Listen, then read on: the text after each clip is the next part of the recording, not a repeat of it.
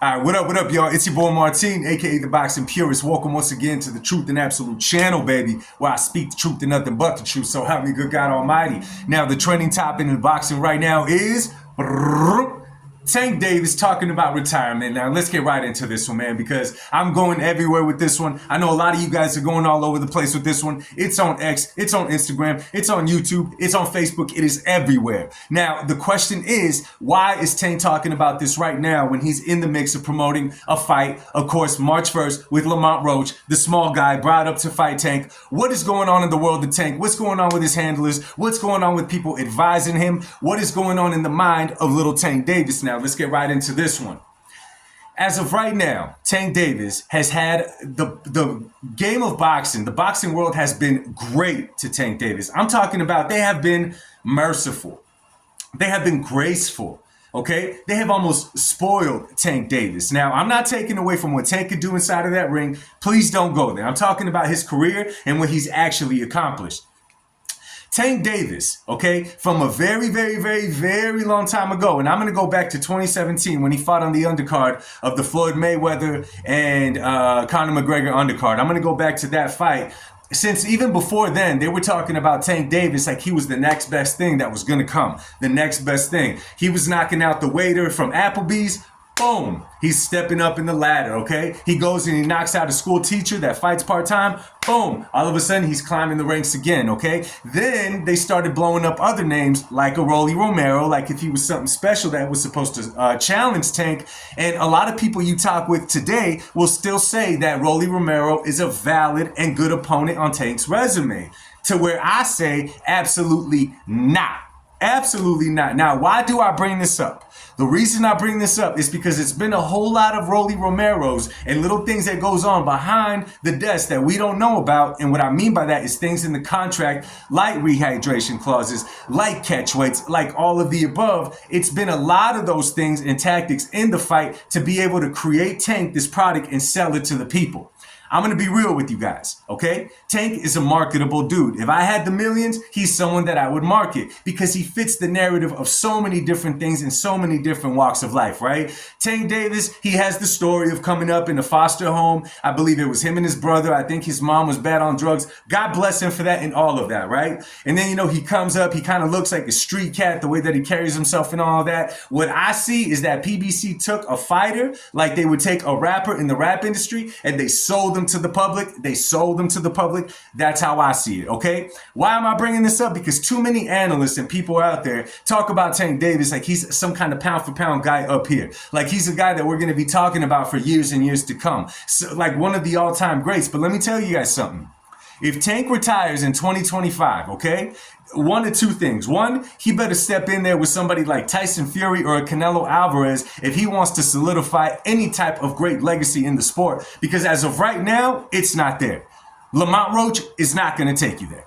You know what I'm trying to say? As of right now, if he doesn't have a spectacular 2025, and I'm talking about at least 4 fights, and we know that's not going to happen because Tank doesn't even fight twice a year a lot of the time. All that's going to happen is he's going to retire, he's going to hang him up, and he's not going to have a good resume even as a Devin Haney is what's going to end up happening. There's going to be a few guys that have better resumes than him when it's all said and done. Now, if you guys saw the press conference yesterday, you guys know that Tank Davis wasn't quite his normal self. Right? He wasn't talking. He wasn't yapping at the mouth. He was actually being kind of reserved. He looked like a little angry kid at the ice cream shop, you know what I'm saying, who didn't get what he wanted. He didn't get what he wanted. He's doing this until mommy comes around, right? Pretty much giving off that he didn't want to talk. But now the question is asked, why don't you want to talk? You are here to promote a fight in which not even your fans and followers were in support of you taking. The boxing world sure as hell wasn't in support of you taking this fight. So why the loss of words now? Is it because you don't want them to ask you about all the controversy surrounding this fight coming up? It's because you don't want them to ask you why go down and pick a guy to fight, to move up to fight you? Why not go for the other big dogs closer to you? Why not go for Shakur Stevenson? Why not go for Teofimo Lopez? Why not try to make a fight when Devin Haney when he comes back? Why not try to fight Ryan Garcia when he comes back at a decent weight? Are those the questions that you were trying to avoid, Tank? Is that what you were doing?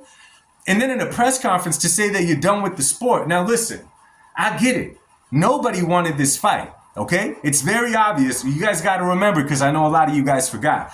This fight was supposed to take place in Houston, Texas at the Toyota Center. Then they wanted to tell us, oh yeah, the venue was already booked. Oh yeah, there was something going on, yada yada, this and that. Let me tell you something. Absolutely not. Y'all better sell that to somebody else. The reason that it wasn't there is because the demand for the fight wasn't there. Why do you guys think that they moved it all the way from Houston, Texas, all the way up to Brooklyn, New York? Okay? Where the taxes are way higher, where everything is way higher, where he's not going to take as much of his purse home because of the high taxes in the state. Why do you think he took it there? Why do you think he's getting there, calling it his second home?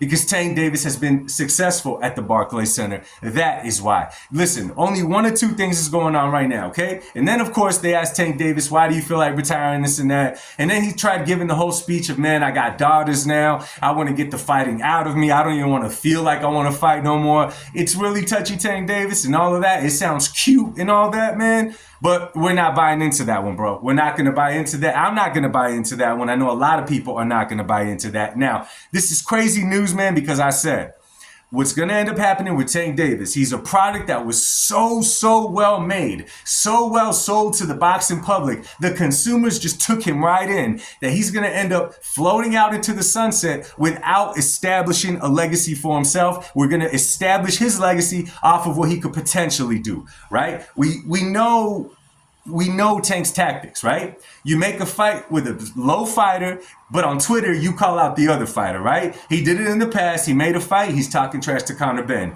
He made a fight right now with Lamont Roach. He's talking about he's going to slap Teofimo Lopez when he sees him. Now he's talking about retirement. So it could be one of two things. He may be ready to retire, right? And when he says he's tired of boxing, I'm like, bro, the boxing world and the boxing game has been nothing but great to you. Nothing but great to you. So what are you talking about, right?